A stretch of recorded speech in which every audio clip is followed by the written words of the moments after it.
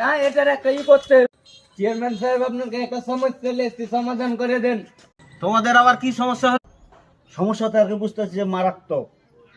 তো সমাধান একটা করে দেবো, যেহেতু আমার দেশের নাগরিক, আমার দেশের ভোটার, ভোটের তো দরকার আছে নাকি? তাহলে তোমাদের সমস্যাগুলো কি একটু বলো তো, দেখি খুলে বলো তো।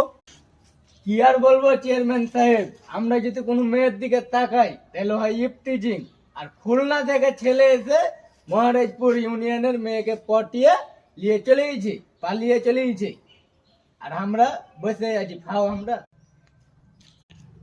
চেয়ারম্যান সাহেব বুঝতে পারলেন কিছু? এর সমস্যা তো মনে করেন যে মারাত্মক, সাংবিধানিক সংকটে পৌঁছে গেছে। কারণ দেশের ছেলে খ্যাত পড়ে আছে, আর ভিন দেশি ছেলে আছে আমার ইউনিয়নের মেয়েকে উঠিলে পারলে গেছে। এখন এরা কি একবারে খ্যাতি পড়া থাকবে? ব্যাপারটা বুঝে দেখেন, এরা কিন্তু দেশের ভোটার, ভোটের দরকার আছে সামনে, নাইলে কিন্তু মারাত্মক সমস্যা হবে। ভোটের ক্ষেত্রে সমাধানটা করে দেন।